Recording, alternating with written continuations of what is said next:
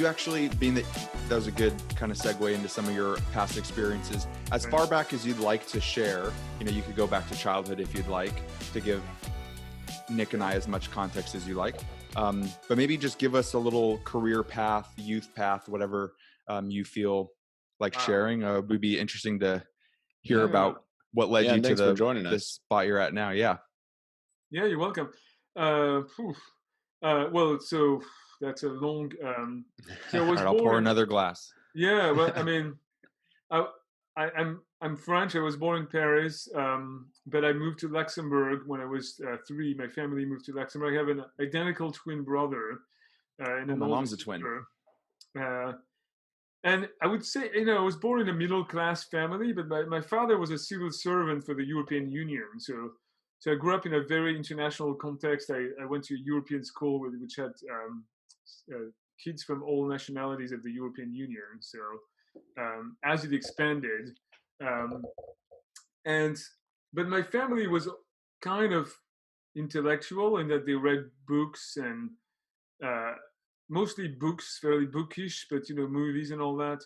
And I think France is a fairly intellectual culture that likes art and reading and stuff like that. And I was always an 8, always. No, actually, I wasn't such a good student when I was young, but when before 12, I think I was somewhat average. But somehow after 12, I became really like my brother and I. We were always the top of our class, so I became sort of like discovered that I was somewhat of a brainiac, and went to my parents thought it would be good for my brother and I to go to a really good school in Paris, and so at 15 they shipped us to Paris to go to this boarding school. It was kind of an all boys Catholic school, excellent education, but also socially and psychologically stunting. An all boys school. Fairly strict, very strict. After 1 year of boarding school, actually, my parents let us leave the boarding school parts and live in apartments, and almost like kind of going to university really early. But anyway, and they really pushed us. They wanted us to go to the top universities in France. France has a system of something called grandes écoles, which are different from universities. They are equivalent universities, but there's a competitive exam to get in, and it's kind of considered the Ivy League, if you will, of France. And my brother and I, both of us, we succeeded in getting into the top business schools in France, and then you got in the second one. I got in the top one, HEC School of Management, and I did some, internships in audits and in finance. Worked for Morgan Stanley. I was mentioning the trading floor, and I was really interested in philosophy. Actually, my brother was also interested in philosophy. He got a master's in philosophy at the same time as he was going to business school for fun, right? And then he started a PhD in sociology, and then dropped out and ended up becoming a civil servant of the European Union, like my father. But I, on the other hand, I wasn't thinking of academia, but my last experience was at Morgan Stanley, and I think the other day Brendan, you were sharing some of your story. I had a horrible experience. My boss was a psychopath, really. I thought, or a sociopath. I mean, it reminded me of like the character from American Psycho, who's like a traitor, who's a serial killer. Man, played by I forget which actor, but he even kind of looked like that actor. And the culture was so, there's a term, like an agonic culture. It's a culture where people hate each other, people trip each other. I saw the guy, this was in Paris in the late 90s, but the guy would throw things in the face of his secretary and insult her in front of everybody. And I was like, this guy is the boss, the boss does that? Like, I was like, I'd never seen that, So frankly, maybe, I don't think he was representative of Morgan Stanley in general. I think that guy was a basket case. Yeah. But nonetheless, I mean, the field of finance was fairly competitive. The trading floor, everybody was like comparing how much it was very competitive in testosterone in a way that I didn't like, and the job wasn't, I didn't think the job was very intellectual. I was bored, honestly.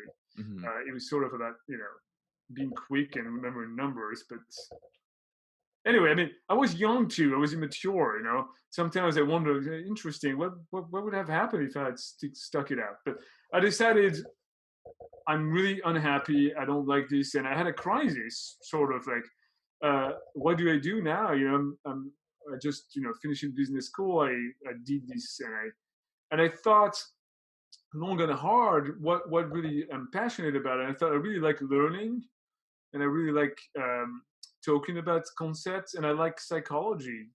And I was thinking, what do I do? And I thought, yeah, being a professor would be kind of cool. And I talked to my professors in business school and I asked them about, what it was like and what would be the path to become a professor. And they recommended I go to the US to get a PhD. They said the best PhDs are in the US in business. And so I had to do my military service. It was compulsory for Frenchmen to do it until I was one of the last who had to do it because they stopped requiring it 1 year after I did it. It was a great experience though. I was an officer in the French Navy and I was sent to work at the French embassy in Portugal and I had a great time. But so just before that, I took the GMAT and I applied to, I was kind of cocky. I didn't know much about the US, so I applied to all the top universities that I had heard of, Harvard, Stanford, MIT, NY, Columbia, UCLA, UC Berkeley, and I landed at UCLA. They gave me a scholarship, and so I did my military service. And when I finished, I came to LA and landed at UCLA and fell in love with California, the culture, the weather, the openness, and found an amazing dissertation mentor and chair. And I was taking a lot of psychology classes as well because my field was organizational behavior. I forget the thread here is I didn't want to drop the business experience I had, but I wanted to bring psychology into it. And the way to connect the two, I thought, was organizational behavior, right? So I was for 5 years at UCLA and learned how to do research and had a whole lot of growth. I did a Jungian analysis while I was in my PhD program and learned a lot about myself. Didn't not just learn about psychology in an abstract way. I really tried to apply it to myself and my growth. After that, I got a job at my alma mater in Paris. I went back to HEC Paris. It was a fluke. The dean of HEC Paris was visiting UCLA as I was finishing my PhD, and we met. And he used to be the dean when I was an undergrad student there. And when he met me and saw that I was finishing my PhD, he said, "You should apply and come back." And I hadn't made up my mind about where I wanted to go yet, but I thought, I can't pass that up. I wasn't ready to really go in the job market. But I did. They hired me, right? I didn't apply anywhere. They hired me, and I went there and was professor for 2 years. And I realized California was calling me back. I wasn't down with California, and so I looked for a job. And Cal Poly was recruiting, and I hadn't really heard too much about it.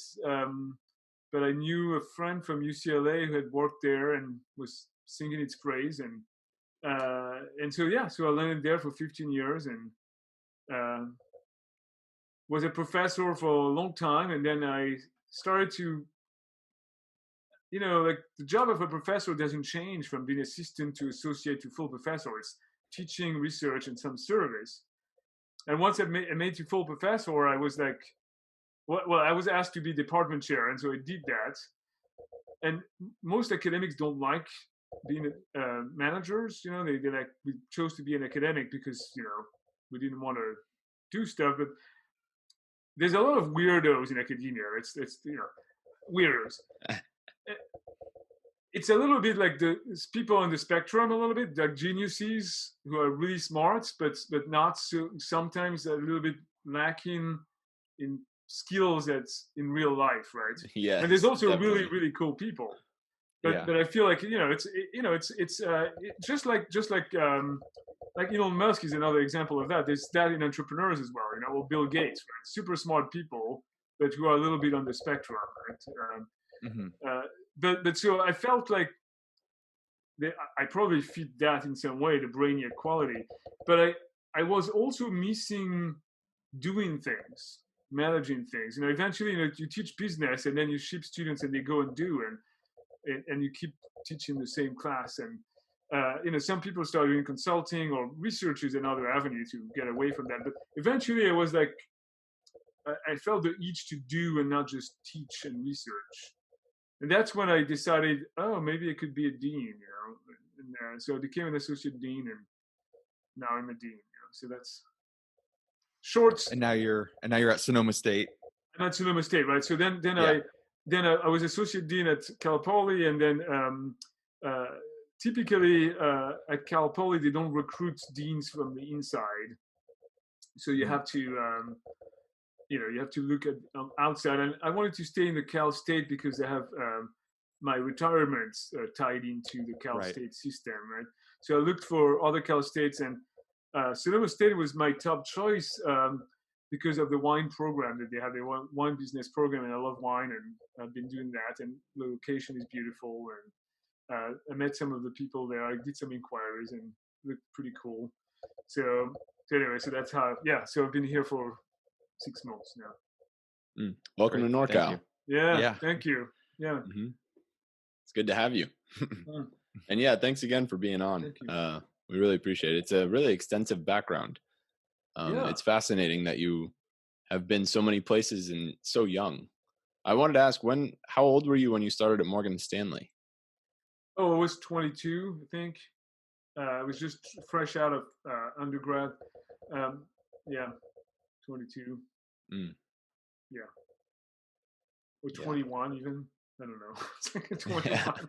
Super young. Very mature. In hindsight, just that one guy, that one assholeish boss, if it was today, it would be like, just. Well, at the same time, I mean, I feel like when you have a culture in an organization that is like that, and a person is like that, it's totally okay to say, fuck off, I'm out of here, Yeah. I mean, yeah. Well, like you said, that was a bit of the experience I had. I mean, I was with a company that it's a very impactful moment when you're sitting there and you realize that there's a lot of stuff being done wrong here, and that there's also an industry out there that's like kind of a success in the management, organizational behavior, IO-Psych, HR is really tasked with ensuring that a lot of these things don't happen and bettering the organization in that way. And I think that we had a very similar experience in that way where, I kind of went away from that like salesy culture, the very like stereotypical salesy culture, to find something where I could maybe have a more positive impact on that side of business. So your story definitely resonates with me in that sense.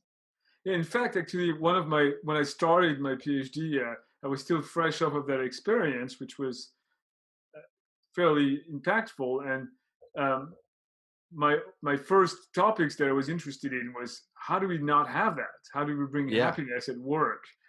So I wanted to study happiness, and then I thought I moved away from that. There was all of this research on job satisfaction. I was like, no, I'm not about not satisfaction. I mean, it is a theme in my life to feel that it's important to liberate people's passion, and to find a way to bring joy and passion at work, and certainly to stop bullies and I mean, competition is not necessarily bad.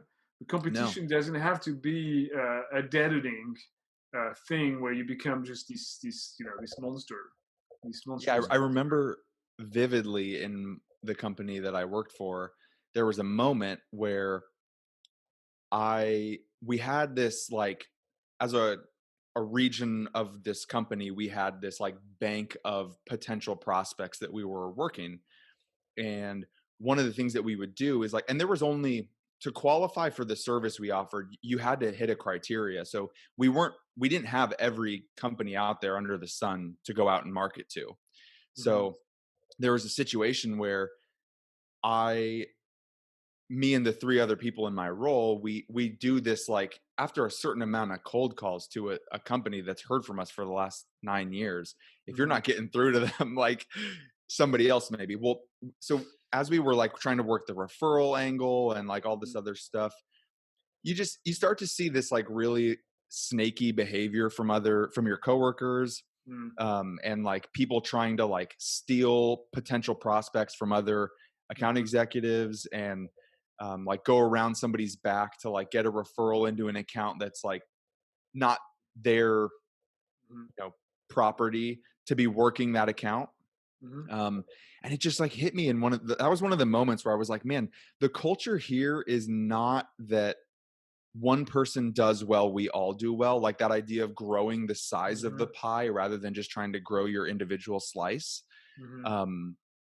If the whole pie gets bigger, your slice gets bigger. And I think that that's so commonly missed in businesses. A lot of them are on this defensive mindset of, we have to like crush our competition and whatever it is. And it's like, maybe you and your competition need to bring up the industry of what you're doing, and everybody can benefit from that. And I think, I definitely feel like that is sadly missed out there, because what you're saying is so true. We are all trying to stomp on one another rather than like be cooperative in this. So and as I have been in more managerial roles, as a dean or as an associate dean, thinking also, because there is competition among colleges as well for students, right, and for donors and for jobs, placing students. And I found you can always, wherever there's competition, there can also be cooperation. I really think that a healthy system is to have both alongside of each other. We cooperate on certain things, we compete on others, and we can be upfront about where we compete. Even within organizations, there's competition as well. Knowing, this is another a psychological topic, or a topic of organizational behavior. Knowing how to deal with conflicts in a productive manner is a key skill that so many people miss. Negotiation is at the heart of it, so it's a productive way to deal with. And negotiation is the notion of integrative negotiation and competitive integrative and distributive. Integrative is where you cooperate, and distributive is where you compete. And there's no purely distributive or integrative situation. Really, it's a continuum between the two. There's always room for finding a way to cooperate. So I believe in that. Yeah. And these ideas are so fundamental when you really break them down. Like you're talking about how psychology really interested you. Thinking about my clinical work, like when I want to work with a youth or an individual, if I'm not working with the family as well, then I'm just working with that one person, and they go back into the system. And if that system is flawed, then there's still going to be problems. And so if I'm not focusing on the whole system in general, like the whole business or the culture, then there's still going to be these problems that exist. And so it's so similar in that context. And I think, like you're saying, embracing conflict, because there can be something that can come out of it if you approach it correctly and if you can deal with it. What have you found around conflict in the workplace, and what kind of problems come up when it's not, or what have you seen how it's not dealt right? Yeah, a good question. Thank you. So there's different ways in which conflict can be not done right. One is to be avoidant. But there's different style. There's a theory of different styles of dealing with conflict is you can avoid it, you can compete, you can compromise, you can collaborate, right? Avoidance. So some people are so fearful of conflict that they avoid. And when you avoid things, then things fester, and you don't pass on information that could make things better because you're not talking. But an organization is like a couple or a family, right? So if a couple never fights because they don't talk about important issues, then they grow apart. Same thing, employees who don't feel that they can express their voice or don't want to hear other perspectives, they don't grow. They grow apart. So avoidance is one way, one negative way. And sometimes people mistake it for harmony. And when I hear people say, we never fight, we agree on everything, I'm like, ooh, that sounds like avoidance. Now, the more classical thing is like, which I experienced, with my parents actually, and I think a lot of people experience that, is a destructive kind of conflict where people fight, yell at each other, and they never listen to each other. They kind of like, and then they go away, and there's no resolution. And so they feel like distraught and not heard, and it destroys the relationship, right? And when you have pure competition where you're always trying to crush the other, well, you destroy the relationship eventually. So I think somewhere in the middle, compromise or actually collaboration. Collaboration is really when you're curious about the other, when there's conflict. It's natural to be afraid of conflict, especially if you've had bad experiences with it. But developing capacity for conflict is when you take a hold of yourself, take a deep breath, do whatever you need to be zen, right? Any sort of meditative approach, any kind of mindfulness practice is helpful in dealing with conflict. But experience also, simply experiencing. Even if I recommend, I've worked with people who, for example, are conflict avoidant to the extent that they never say no. They're like, try to experiment, try to say no, and then track your feelings and keep a journal, see what happens, And people go to really dark places. People are afraid to say no. They're like, I used to be one of them, They go like, I will be hated. Nobody will love me. I will be unlovable if I say no, I won't have any friends. People only love me because I say yes, right? And I go, well, give it a try. Okay, so then test the assumption. Try to say no, and so it's about noticing yourself, doing small experiments in asserting yourself, and then listening to others, right? Really listening, trying to find a way to active listening, right? It's a powerful tool. So to me, like that's productive conflict is when you both express what is important to you in diplomatic terms and listen deeply to the other, and do something creative with that. Those two things coming together and grow the relationship, right?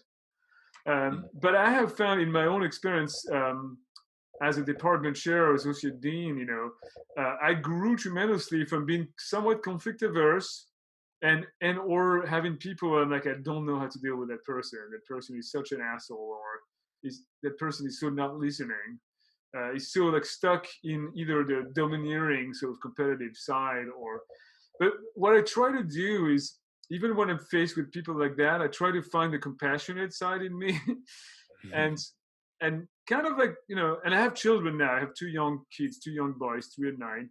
And that's a tremendous experience in also learning to be zen, because young kids don't know when they've been having a tantrum or doing something, that's, if an adult did that, you would be like livid. But with a kid, you're like, they just don't know. So you have to find the love as a parent. It's not easy, right? Yeah. Sometimes you lose it, but find the love like this. They're just learning, and that's just, it's a normal. Sorry, I have my dogs here. I try to always look at somebody, even somebody who's behaving really impolitely, and think that there was a child here once. And they, it's just a human being, they're having, even if they aggressive me, there's something going on there. And so that's sort of my technique, and sometimes people really push my buttons, but I really try to find the love, the compassion, go back to the love, the compassion. But Yeah, I not really but like. not forget to be firm and to say also at some point, this is what I need, this is what I want, this is not all right, Right. and be direct and give them feedback, but in a loving way as much as possible. Because Yeah. people don't Well, hear feedback if it's thrown in their face in an aggressive way. What do yeah, people it's a do? They turn get off. defensive. They, Yeah. they don't. Yeah. I love your parallel too between the kids and the workplace, because when you were talking about the workplace, you mentioned that some people just don't have the experience of being exposed to conflict resolution enough. And like you were saying with your kids, is like they don't know that they're throwing a tantrum. Like they haven't Mhm. experienced that enough. So I We think have a there's president who's definitely like that. I'm I sorry. think there's I Seriously. guess we shouldn't no, put that's okay. political. But No, The yeah, I sentiment mean, is shared. real. we have a lot of examples of that out there right now. Yeah, Yes. like there's almost a like an immature development of being able to like deal with conflict, and some adults who still don't Mhm. deal with conflict well maybe just weren't exposed to enough conflict as a kid to get to the Right. point where they're in the workplace and then they're able to deal with it properly. So Yeah. I think Yeah. your exposure kind of piece to that is very spot on. It's a um skill. It's a skill yeah. that can only be developed in relationship with others. A big way in which I develop also my skills is through relationships, romantic relationships. When I was in my 20s, I had a series of romantic relationships where I learned to grow in expressing my needs and understanding other people's needs and having conflict and going past. I used to be one of those people that used to think that harmony was never fighting because I didn't like fighting because my parents fought a lot and I was kind of traumatized by it. And I had that realization that if you're not fighting, you're gonna, things are gonna fester and yeah, it's not gonna work out. So now with my wife, we have a relationship where we figured out how to fight positively. We don't Mhm. fight very often, but when we do, sometimes it gets heated, but very quickly we sort of like we've learned how to listen to each other. That sometimes we just crack up and laugh, and like I will always apologize and be like, I'm sorry, I didn't ask Yeah. her. I'm stressed, let me, and sometimes I'm too heated. I'm like, I need time off, but let's come back to this. And we Mhm. always come back and have a conversation and listening, and we always grow from it. And it's wonderful. Not only is wonderful for us, but our children are witnessing us doing that.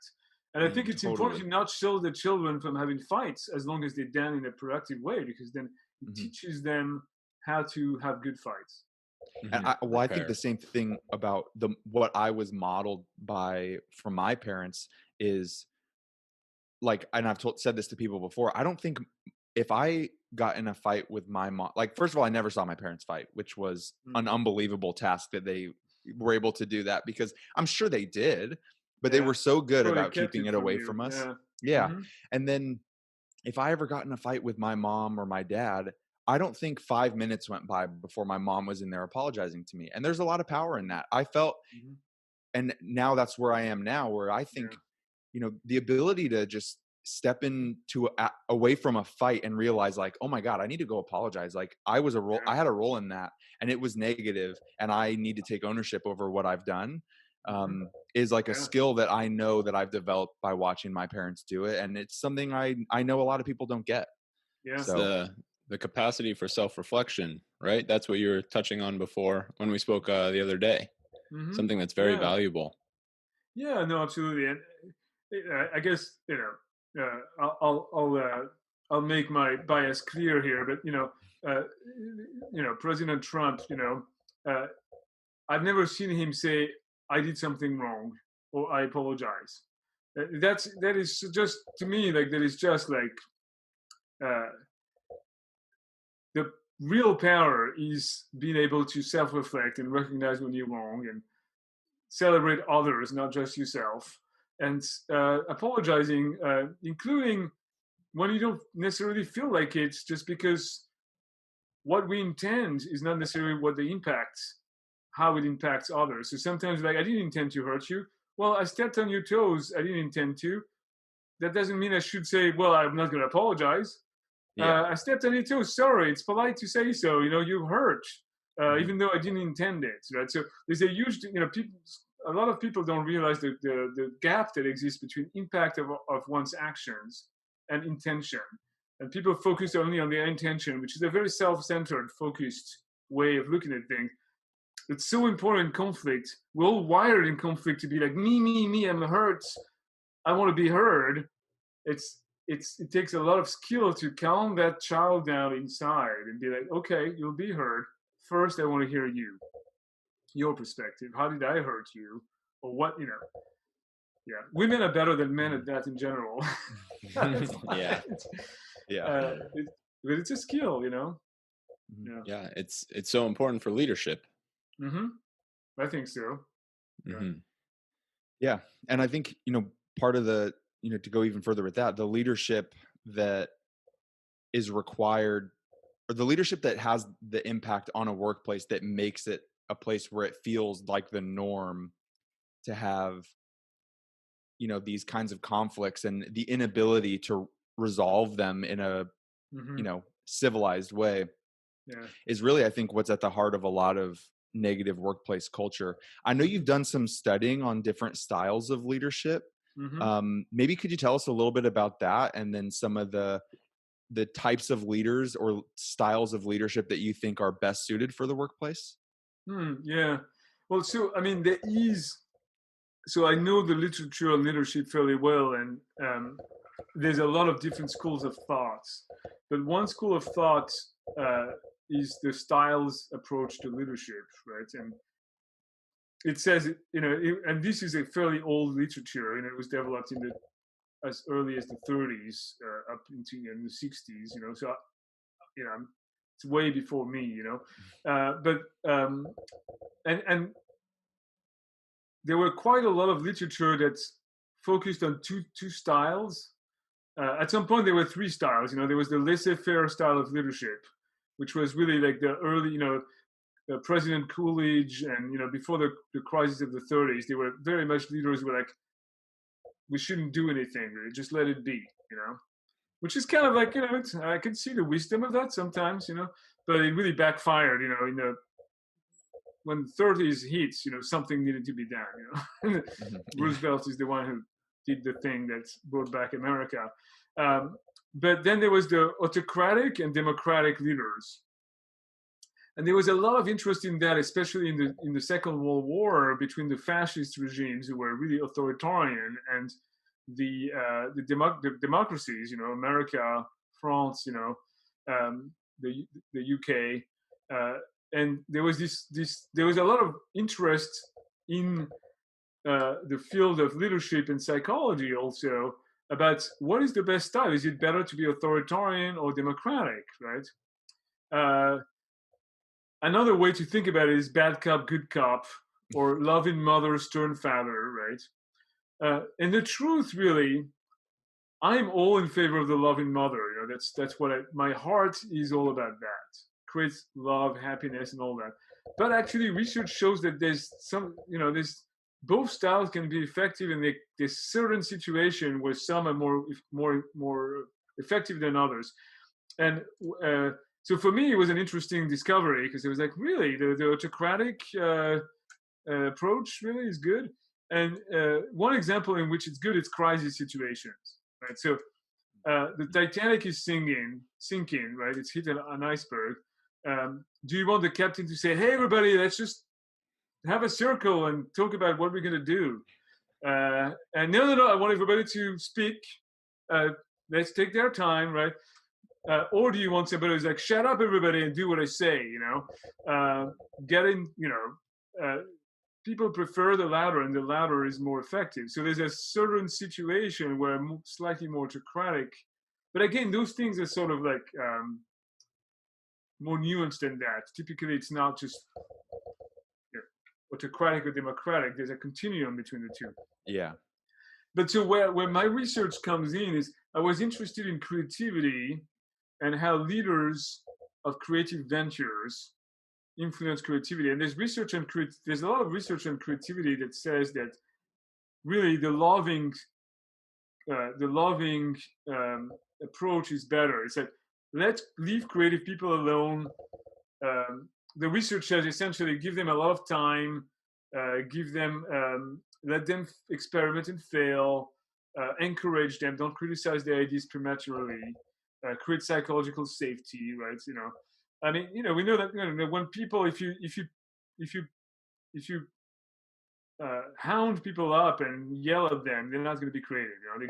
Their attention is going to narrow down, and so organizations that are really like sort of like very authoritarian are probably not going to be as creative. And so an example of Google is an example of a company, or Hewlett-Packard's when they were still in their heydays, they required people to spend 20% of their time on their own pet project, right? Doesn't I thought happen. Gmail was created. Right. So I was interested in that, and then I happened onto Steve Jobs. I read Steve Jobs' biography, and I observed Elon Musk, and I was like, those guys don't look like loving mothers. They look more like, Steve Jobs was kind of an asshole, but also very successful in creating a very creative company, a genius as well, right? And Elon Musk, kind of similar. There's a lot of stories about how stressful the environment is, and so I was curious. I was like, what is that about? How does that work? So I really challenged my own belief, right? I really believed I have a bias in favor of the loving mother, the democratic approach. And, I know it works. Google somewhat, is a successful company that has the whole .com culture of like cuddling people with free food and, lots of perks to make them happy so that they're creative, right? It's sort of predicated on this idea of like that will make them more creative. But I started to question that, and so I wrote an article on it was called the lone genius model of creative leadership versus the loving mother approach. And so similar to those earlier studies, I found there is both styles work. It's going to be different workplaces. It's probably going to attract different kinds of people. They work for different reasons, But really, I think the lone genius model is in fact a model where you have the top leader is the chief creator, and everybody else is working for them to achieve their vision. Whereas the loving mother is like the leader is not the chief creator. It's the person who creates an environment where people can be creative and 1,000 flowers can bloom. And both work. They're just different types of models. I mean, if you want to extend that, really, like even though America and France and democracies, we've created a model that we think is the best, right?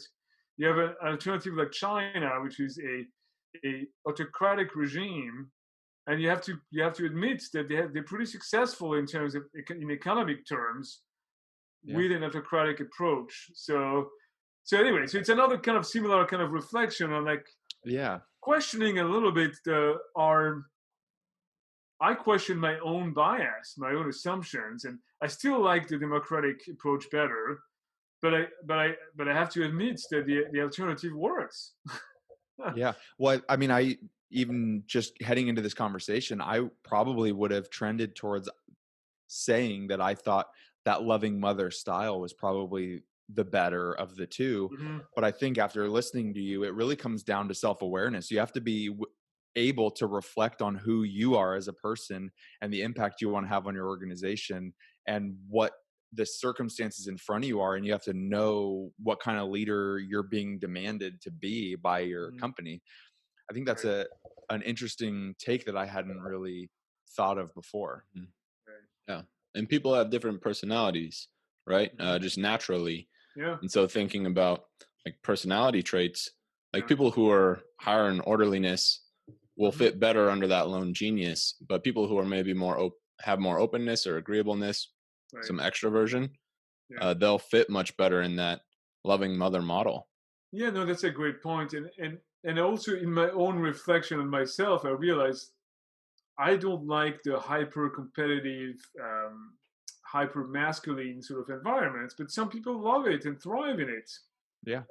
Like some people wouldn't have found the Morgan Stanley experience horrible. They might have been like, yeah, hell yeah, I'm energized by that competition. So then, I think it's important also to realize who are you as a person, as a personality, and what's a culture that fits you. And yeah, it's okay to have different strokes for different folks. Yeah, it seems like Brendan was saying, and like you were saying yourself, I share the same bias in thinking that the motherly model is much more beneficial. Like how I obviously see that like it's more effective for lone genius in certain situations and definitely with certain traits, but do you think there still needs to be somewhat of a balance to where there's like still that bit of motherliness, maybe in a different top ranking employee? Yeah, no, I mean, you can, what I've come to realize actually with age is you can actually be both. I can be as a leader sometimes a loving mother and sometimes a stern father. And in fact, as a parent, sometimes you're like, no, can't do that. I mean, I have some rules, with my wife, with this, we don't hit our children. We actually don't really, we have a very loving sort of like model, but sometimes you have to step in when you have rowdy boys, and say, no, stop, don't, when they're hurting other people, when they hurting, but to me, it's always about the intention. You have to be loving in how you do it. So I'm capable of being stern and loving, even though my default is more the loving mother style, and that's what I'm more comfortable with. And I think some people might be also. It's a continuum. Some people are really archetypically the stern father, and others archetypically the loving mother, and there's people in the middle. But let me say this, I had the same bias. So remember, I had that experience at Morgan Stanley, and I really wanted to study how to make the workplace happy. And when I did my dissertation, I studied movie directors, and I observed one movie director who's very domineering and almost scary. And I was like, whoa, and then I observed that it kind of worked, the actors, he was able to extract performances from his actors that were not necessarily bad quality. And that was discovery for me. For a while, I did not like what I observed. I didn't want to see what I saw because I was like, no, this shouldn't work. That's the power of being open-minded and research, right? You have to be able to observe your own bias and be willing to question it, right? Even if it goes against what your heart really wants to believe. And so my heart really was like in pain about, no, this can't work. And I was like, well, be curious about it, investigate it, right?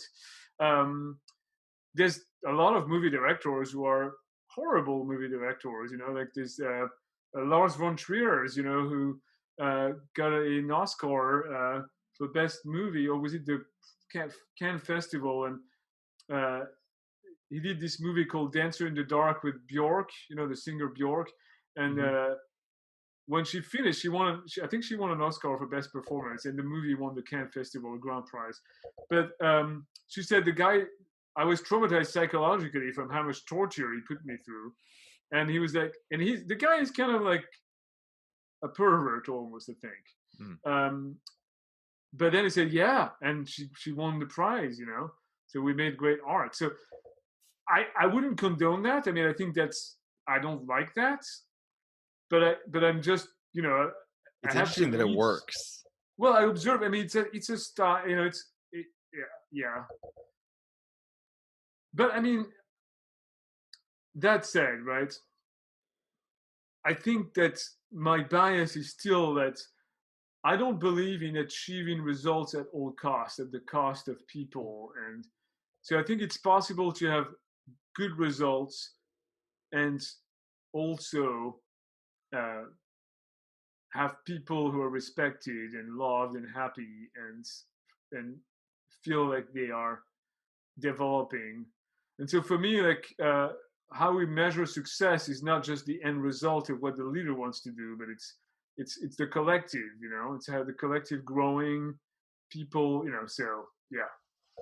Well, and something Nick said got me thinking too, with like Steve Jobs as an example. I don't know the entire corporate structure at Apple at the time, but I wonder if there was somewhere in the ranks a few of the loving mothers who were willing, Oh, who were able absolutely. to offset all of the Yeah. potentially destructive, domineering characteristics Steve Jobs had.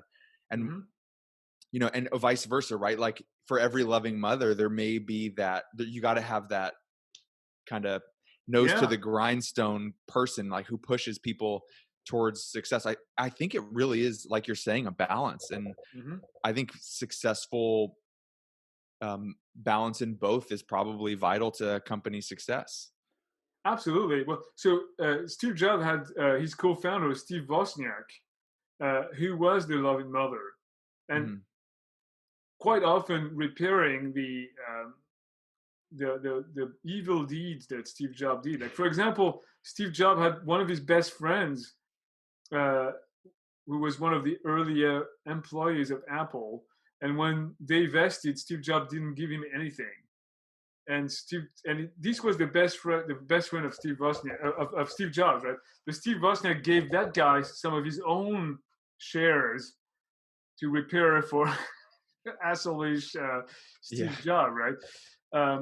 But also even the idea of a loving mother, a stern father, right? I mean, it's the traditional sort of family model, right? Which I think we should go beyond that. Men can be loving and women can be commandeering as well. And I think really both, everybody should be striving to have the capacity for both.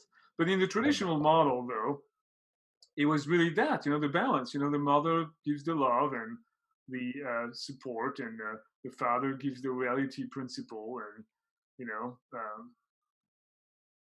the discipline. And there's almost a little bit of so there's balance. Absolutely.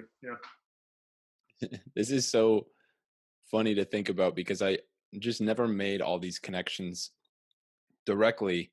I definitely knew there was some correlation, but again, with the family system, like the ideal parenting style, it's not authoritative and it's not permissive, but it's authoritarian, to where you have this flexibility that you were talking about of being stern when you need to, but then also showing that repair and that loving side.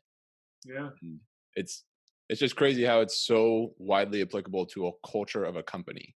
Yeah. There's so many different people. And like I have dogs. I'm an animal lover, and animals really respond to that. But animals feel most safe when you give them a structure where you're in command. Dogs want you to, there's the whole Cesar Millan, the dog whisperer. I don't know if you ever saw that. His whole thing was about you have to be the top dog, right? And I have found it's true, in that there is a certain safety in taking charge, in having somebody take charge, right? Taking charge doesn't necessarily have to mean that you're an asshole, It can mean you're commandeering and stern, but if you're loving, to me, like that's also like that's what, if there's one thing that I really believe in, is love should always be present. Having a loving intention and staying in the field of love, of why are you doing any of this, why are you a leader, why are you a manager, why are you alive, why are you with somebody. To me, there I'm going to get into more spiritual sort of realm, but to me, love is an essential aspect that must underlie all of these things. And so I think Elon Musk is animated by love for the earth and for the people.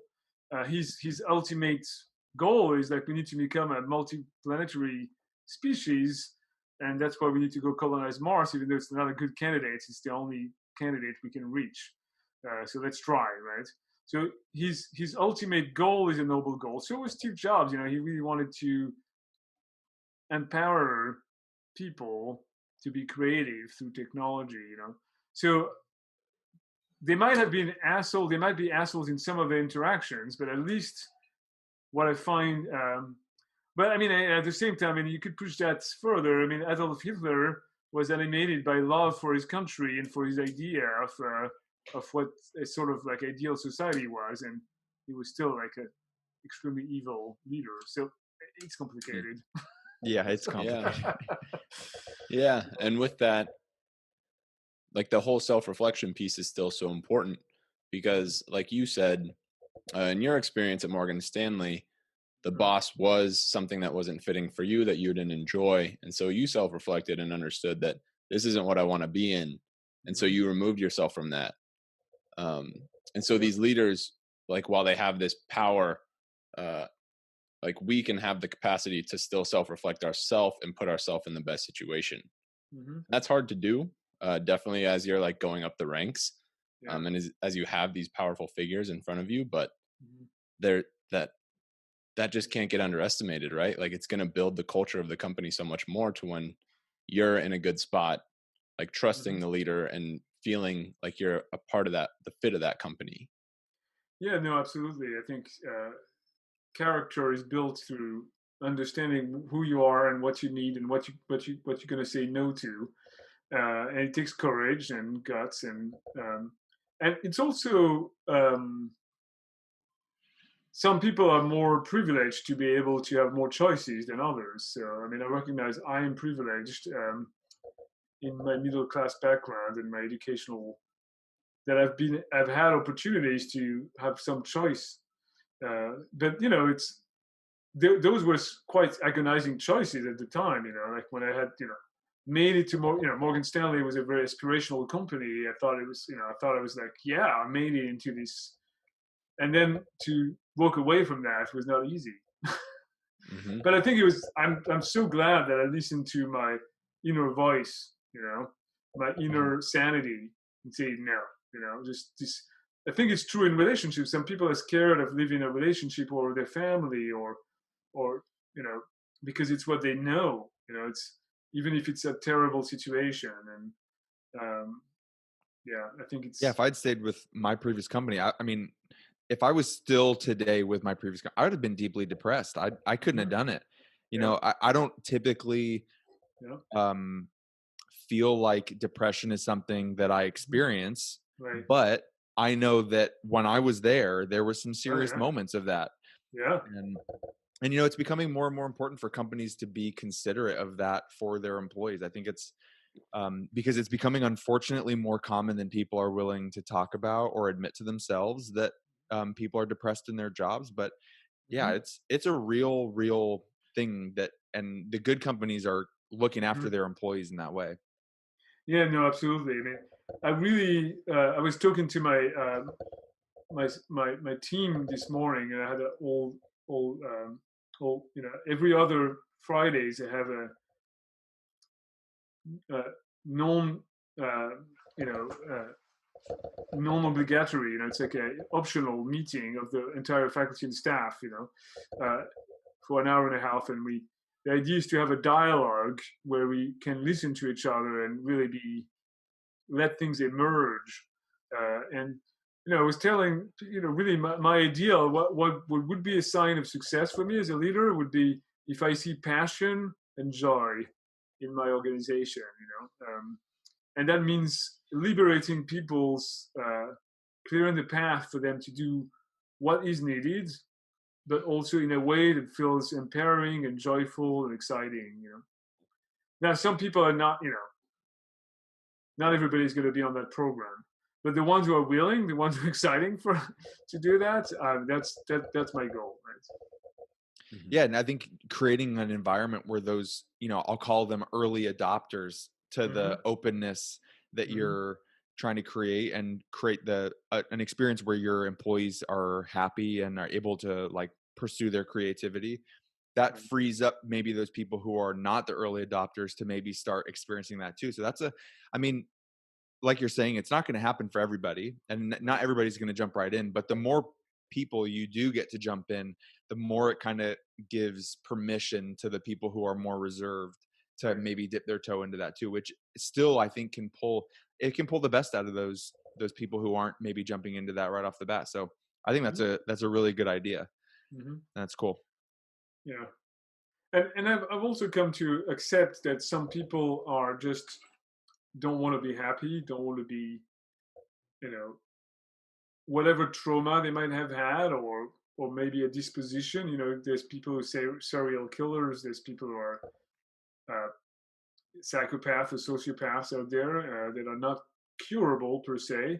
And then there's people who are kind of like not that far gone, but are kind of like that. I've met people who just will not trust anybody and will see the world in just like the world is horrible and it's a cutthroat world, and you have to take the first move, otherwise it's you. And those are, sometimes you can't change that. And so I also accept that, to leave, find a way to leave with the people who can't be changed and don't want to change, don't want to join the sort of loving, joyful circle. And be like, okay, well, at least, don't disturb the circle, right? I find, there's a need to protect in leadership, a need to deal with and destructive conflict and destructive people in ways that are just, how do you neutralize without overdoing it, right? To the right extent. Yeah. Yeah. People get stuck, and it can be really hard to help people out of a rut, especially in a workplace, I feel. Yeah. I mean, I live in an environment, university, where faculty have tenure, they can't be fired. And staff, it's a bureaucracy where it's kind of like the DMV in some ways, like where staff, and it's almost the same, you can't really fire. People have this idea that you can fire people easily if they're not a good fit or if they're not doing a good job. It's not like that. So you really have to find sometimes you can, but so really you have to either work with people to find a happy medium, or just at least a stalemate that's a tolerable level.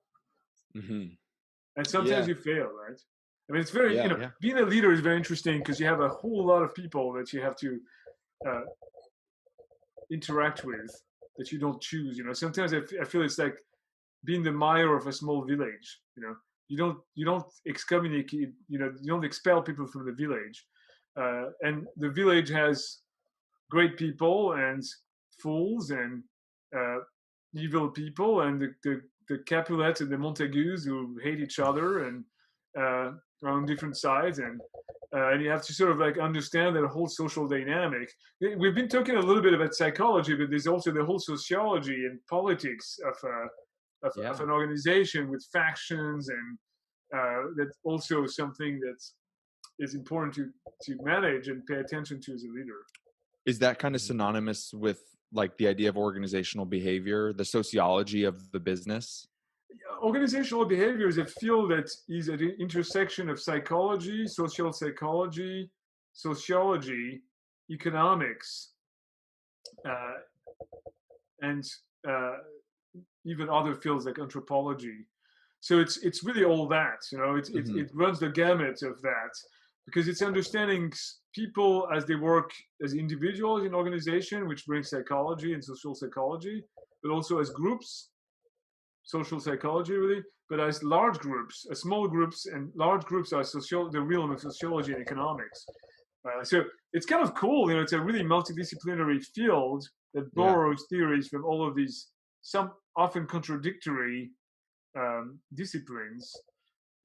And there's also political science, right? Understanding organizations as a series of political factions.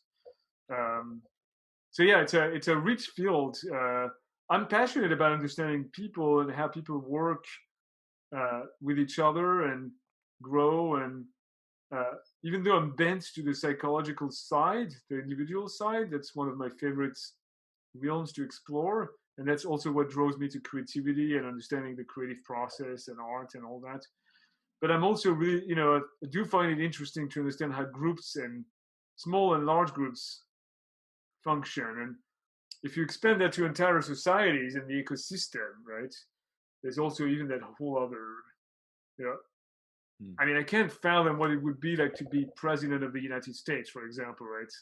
And be in charge of almost 300 million people in this territory, and this whole but it's kind of an illusion, right? The president doesn't control the United States. Right. Yeah. Nobody controls the United States. Mhm. Nobody controls a country.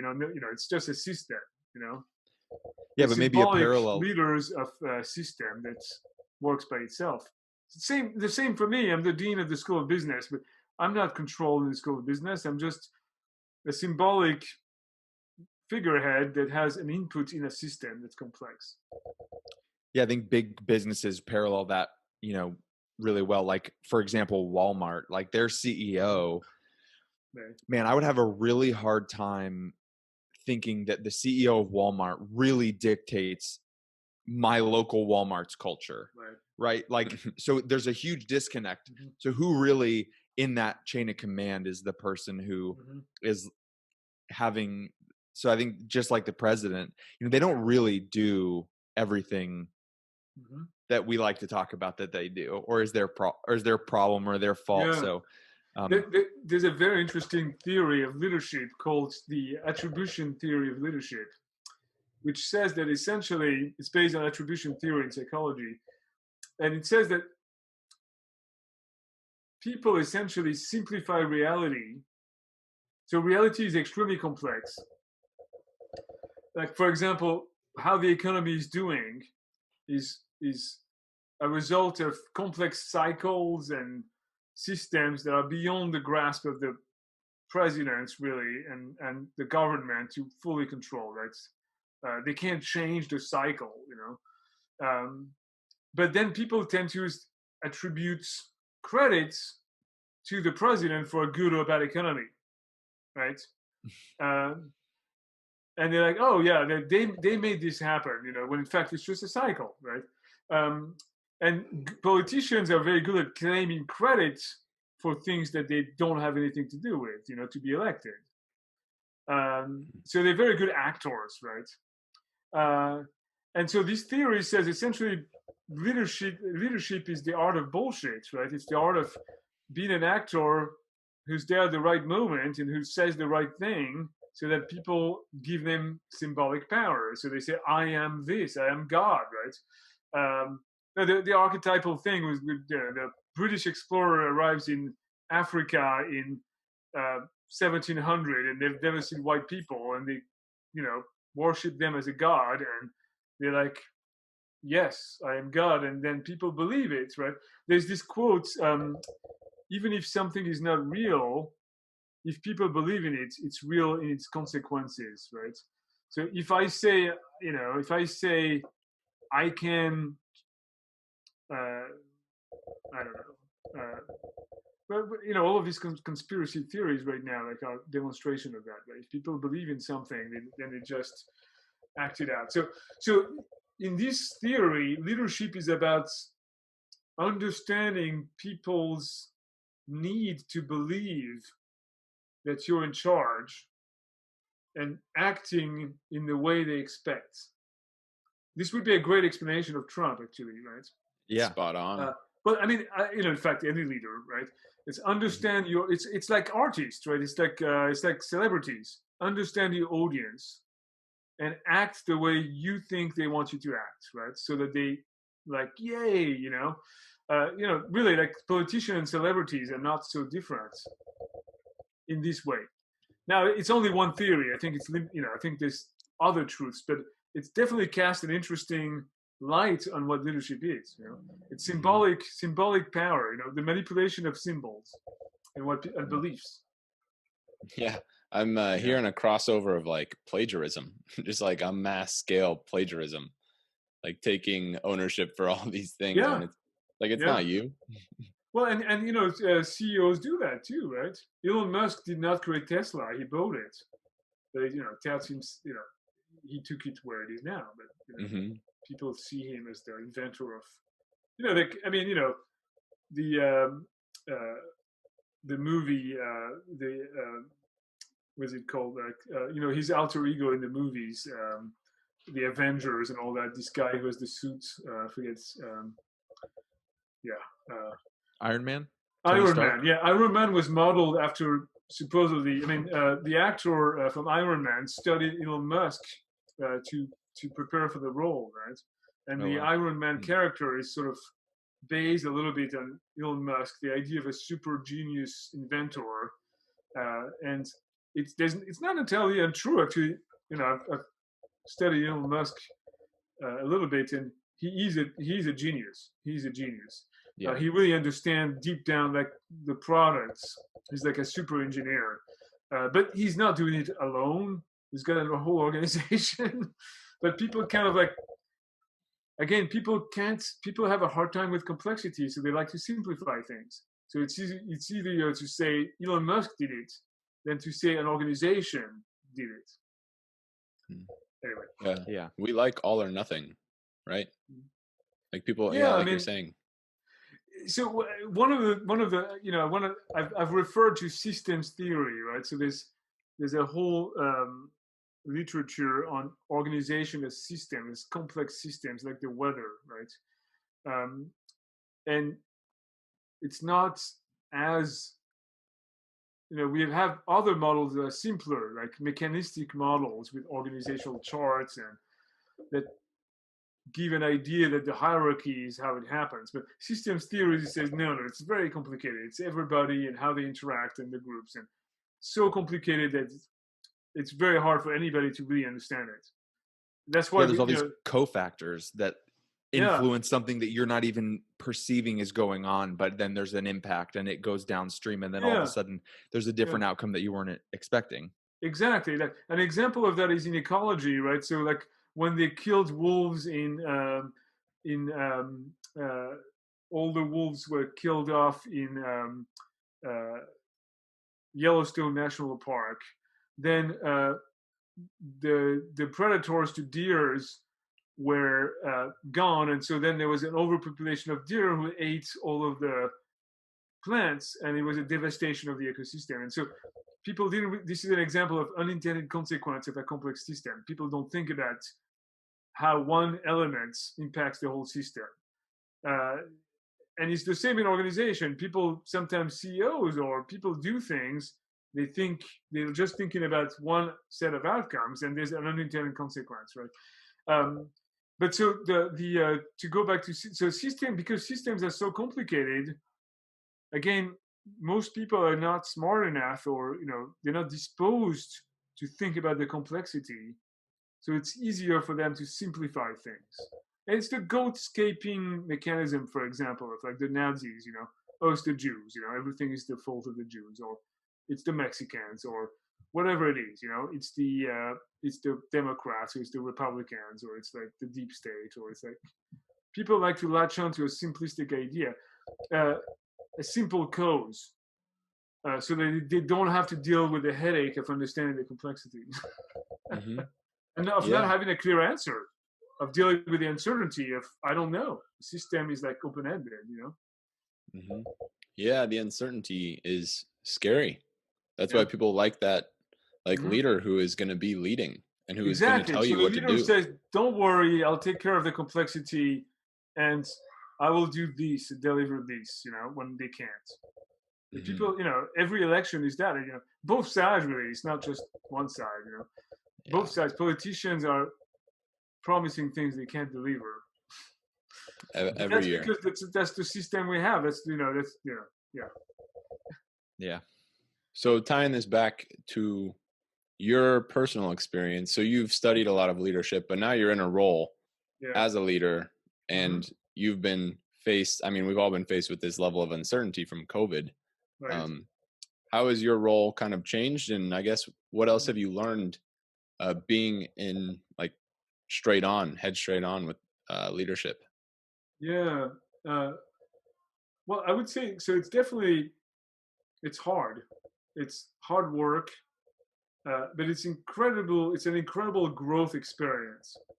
And so I find it incredibly rewarding, and I feel I'm ready for it. I'm like, I've had experiences that have prepared me for it, including all of the studies, of leadership, and but then the experience of it. And I would say some of the hardest experience was dealing with conflict and difficult individuals, because I have, and I think I'm past that. I think I've developed the fortitude, the thick skin, and somewhat there's the ability to remain zen, in conflict. what was challenging here, I arrived in the middle of a pandemic and we work in remote. And so I have never met most of my team in person. And I'm really one that likes to see the three-dimensional person, to feel them, to adjust to their psychology, right? I mean, so that's been hard, but then I quickly found out, well, you can replicate some of that through Zoom. So, but so Zoom and email. But sometimes I joke to some of my friends, I've been doing a very elaborate Dean simulation for the last 6 months, on Zoom and email, right? There's a detached quality to it a little bit, where you can't see the pulse of the collective because you're not there. Normally I would be on campus seeing students come and go to classes. I would see my staff. You can sense the pulse of the, where people are, when people are down or stressed, or when people are excited. There's a cycle in academia. At the beginning of quarter, people are excited, they're back, and then they get the mid-quarter slump, the mid-semester slump, and then they're exhausted at the end, those rhythms. And you can see it, when I took classes, I would see it. I would come into the classroom and feel the vibe in the classroom from my students. And when I felt a certain vibe, I would talk to them about it. It would be like, how are you feeling? I see you seem exhausted, It's like,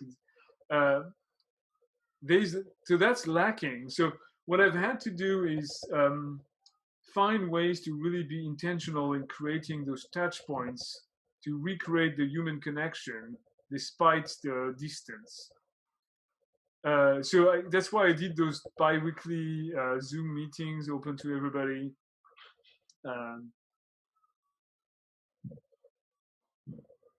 Serendipity is gone as well, right? You don't meet people, you don't bump into people in the corridor and just have a casual conversation. Or there's also, the breaks in between going to meetings and walking. So the body is atrophied, and the sort of like the natural relaxing in between zones of going from one meeting to another is gone. So I've tried to certainly pay attention to physicality. I whenever I can, I have a one-on-one meeting, I go for a phone meeting and I go on a walk instead of Zoom, even though I like to see people's faces. I really try to remind myself to move, like I'm feeling it right now. You're constantly in front of a Zoom camera, and your head doesn't move as much, right? So I try to keep awareness of that, try to stretch and but interestingly, I found that you can do it. You can be a leader and lead I'm leading a large strategic reorganization efforts, and I have not met most of the people. I have developed kinship with my organization through Zoom and email. I have found that being vulnerable is very important. I've always believed in being authentic and vulnerable and showing myself fully as who I am, not trying to be the perfect stern leader. And also in the pandemic, people are hurting. We've talked about, people are depressed, people are isolated, people are hurting. Some people are losing their businesses. People are going bonkers, couples are having a hard time, kids are having a hard time, families are stressed, So I feel like trying to bring out that vulnerability and sharing that the hardship to be like, you're not alone, we're not alone. And just that simple act, is a way of bringing the humanity back and bonds, So I feel I'm trying to build community and bonding as much as I can. We're facing crisis in our budget. That's another aspect. And so I try to be very clear that, this is what's happening, and this is how I have a plan, and I need your help. But so I don't hide the difficulties. I'm very transparent about it, but I also try to tell people I have a plan. and include them in thinking about the plan and tell them I will advocate for them, but also not to make false promises and to be like, well, I don't know what's going to happen. We might lose jobs. We might have negative things happen, and we'll just, this is a very real possibility, and let's just be prepared for it. Let's try to avert it by being very creative and innovative. So right now, I feel like we have to be innovative and creative. We cannot not be innovative and creative. We are in a crisis. Despite, at the same time, right, there's an element of like, take it easy with a pandemic. Don't take too much on because we're already so stressed. So I try to have a combination of understanding and empathy for like, it's okay to take it easy and do what you need to do for your health. But also a call for like, let's be innovative, let's be creative. Let's break the mold a little bit. Let's this is an opportunity to unfreeze and try new things. Have you seen anything out there lately that's been particularly interesting that companies are trying, or some interesting innovations with all the work from home and like you're experiencing now? So like, what's caught your eye? Yeah, I mean, so I'm trying to develop entrepreneurship as a field in the school, and I've been listening to this podcast on it's called How I Built This. With Guy Raz. NPR. And this pandemic is bringing a lot. I was listening the other day. I was listening to a story of telemedicine. Right, telehealth is happening, and the whole field of medical field has never been client focused. Has never been so focused. You wait for hours at the hospital and doctor's office when it doesn't have to be that way. Like other companies have figured out to create online queues that don't require, waiting at the DMV with a number is ridiculous. You could have an app where you called, when 5 minutes from being called, right? Same with hospitals and doctors. So, this woman had created this company that's really focused on, she was talking about that. She created a company that matched nurses with hospitals and made the match much easier, and reduced the hiring process from something like 12 weeks to 3 days or something like that. And I forget. But she was talking about other trends, like telehealth is here to stay. Not everything can lend itself to telehealth, but some conditions are totally fine. Like if you got a rash, for example, you could very well put your camera on there and have telehealth and have if need be, they can refer you to a specialist for further testing. Quite often, like the testing, you would have to go and do them anyway. The actual visit doesn't have to be in person. In education, we're experiencing, we have a huge experiment in online learning, remote learning, which a lot of it sucks. There's a lot of adjustments being done, but I think it's going to durably develop a new capability for that. And having tried, the people who were extremely resistant to it had no choice. And so, even like a good old Cal State, it's a little bit like a DMV. It's like a rusty old ship. It's not like a startup, right? He's forced to adapt and learn, and we've figured out we can do it. We flipped on a dime. All the universities, the quality is uneven, but it'll get better. And certainly now that everybody has tried it, past the pandemic, we'll continue with some of it. We'll go back to in person where for some of it, there's a huge value for that as well. I'm not saying we should, but we'll have now. So I think there's a lot. Those are examples, right? I mean, online shopping, is huge. All of these technology, we've really used all of these technologies that were developed before the pandemic. Somebody was mentioning it's almost as if all of these technologies like iPhone and video conferencing and social media and were developed, and they were not in full use until we went into a pandemic, and now we're really using them. Yeah, acknowledging the complexity and then appreciating it. very present in my work, in my field. I've said this in the past that, like, while telehealth sucks, like when working with a client, at the Mm-hmm. same time, it's so cool that I can still connect if maybe they're not able to come in, they're sick. Just being able to see them for that week still is so important and so valuable.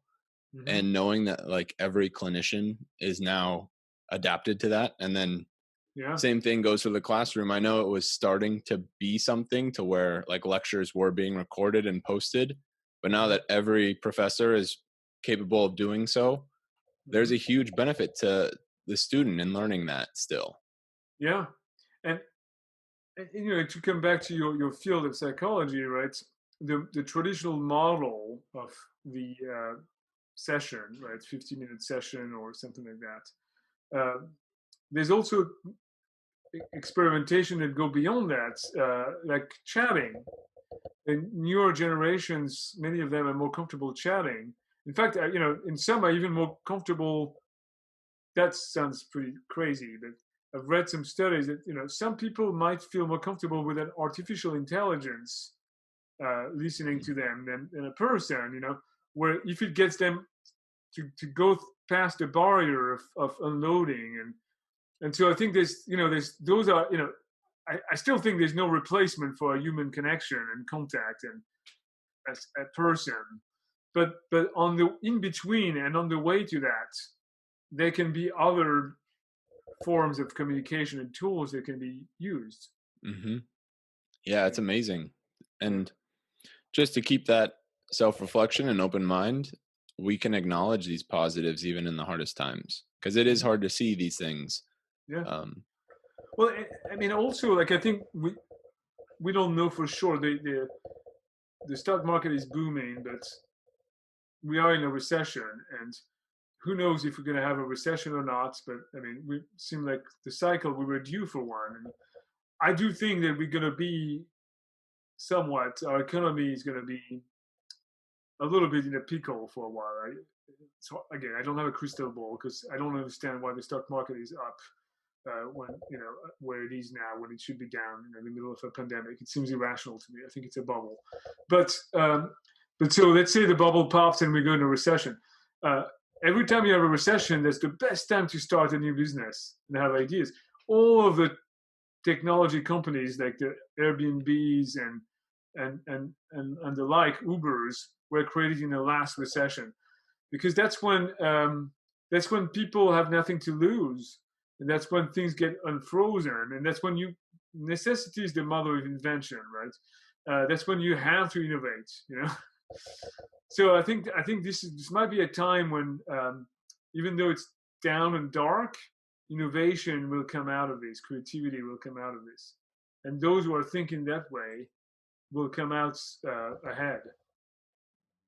and leaders in these moments are forced to really be that stable base. Yeah. Because if you're not able to hold all this anxiety and uncertainty for your employees or for the people that you're leading, you're going to see the results, and they might not be so pretty.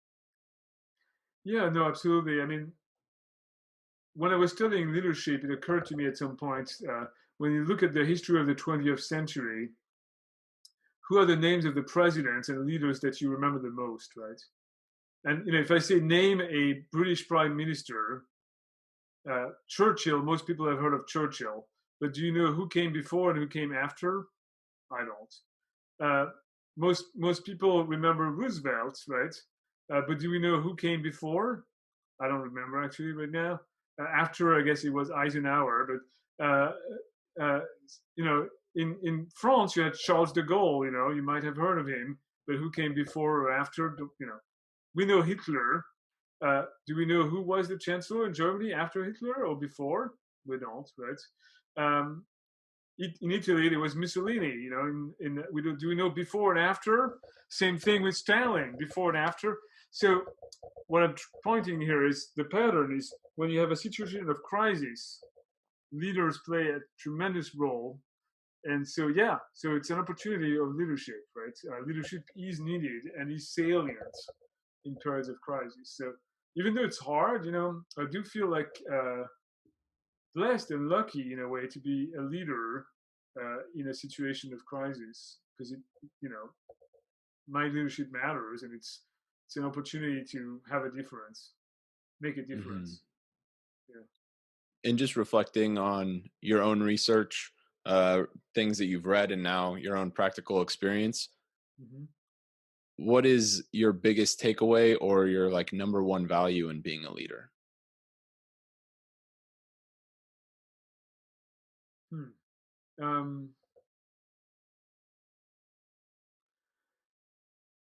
I would come back to love, really. For me,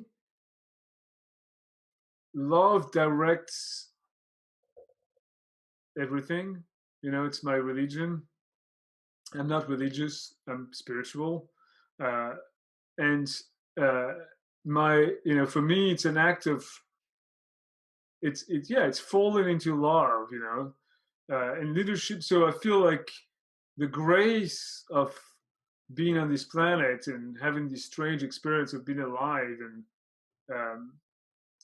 it's sort of like I try to really feel like a sense of wonder and appreciation and gratitude and love, and try to really be loving.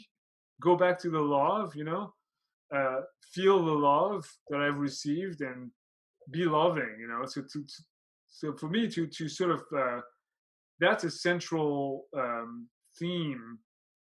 It's beyond leadership. It's really personal for me. It's like a personal credo.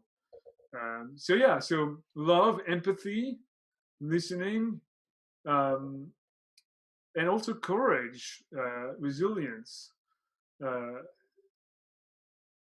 Because beyond the love, it's not just all rosy. There's hurting, there's difficult moments, there's fear, there's conflicts that you don't want to get into. So I feel like trying to, and love gives me courage. The love of people who love me, my family, my love for them, the people in my life, including in my organization, where there's different types of love, right? I mean, it's appreciation. It's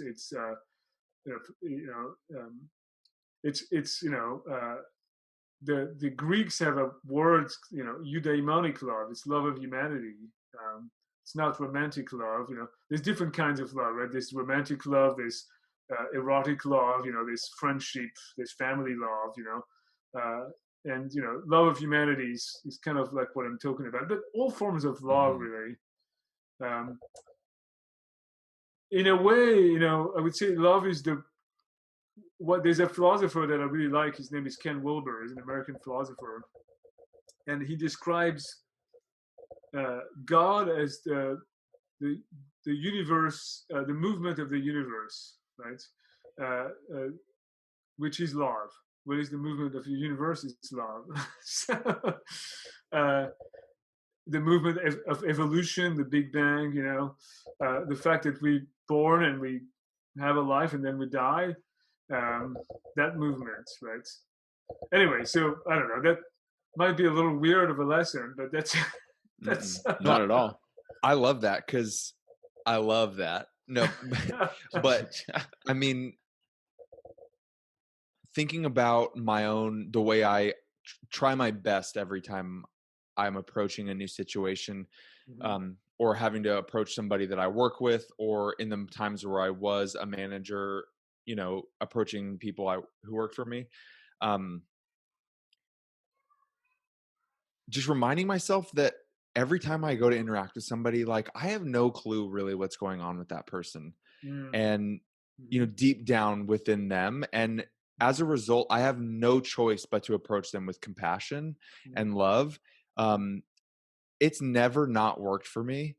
And so everything you're saying, I completely stand by, because I agree it's worked for me. And, I feel that, you mentioned before how your interactions, even now, being open and vulnerable, have allowed you to help establish a little bit of a culture, even though you haven't been able to meet in person.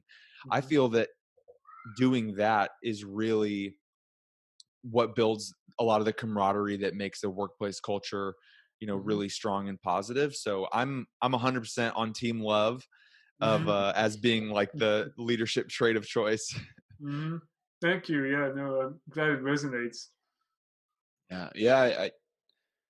I never knew what it was exactly that drew me so much to be attracted to like a Steve Jobs or an Elon Musk, because I saw them as that lone genius.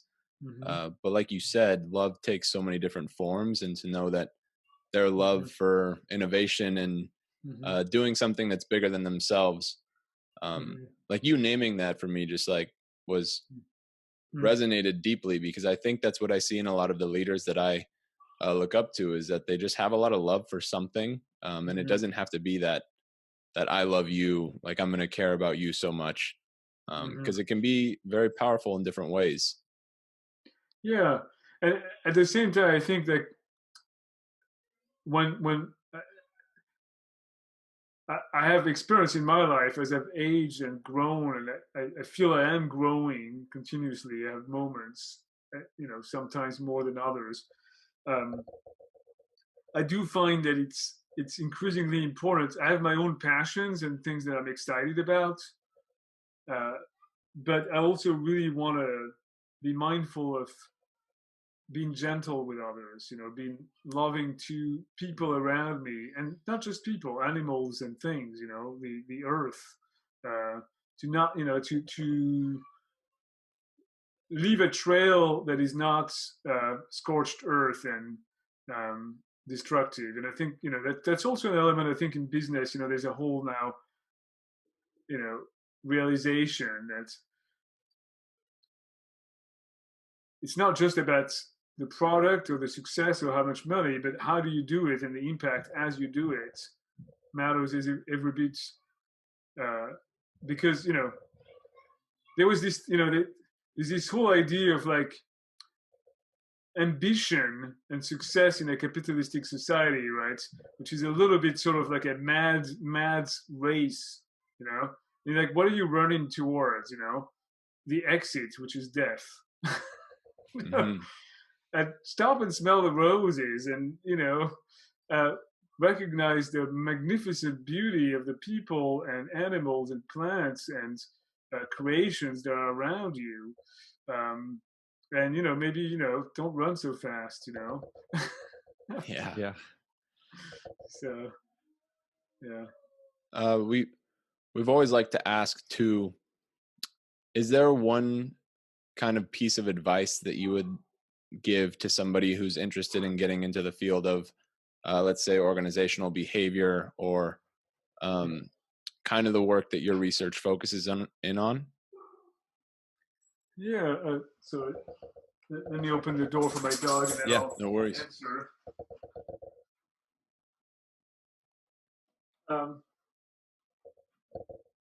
Well, it depends on what you want to do, right? I mean, if you want to be a professor and a researcher, you have to get a PhD. And it's 4 years minimum, sometimes 5 or more.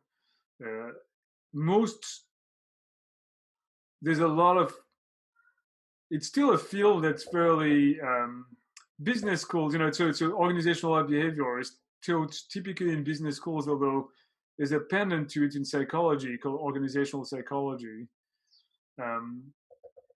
If you want to be a professor, then the PhD route is sort of like what I would recommend. You can be a lecturer with a master's, but otherwise you want to have a doctorate, right?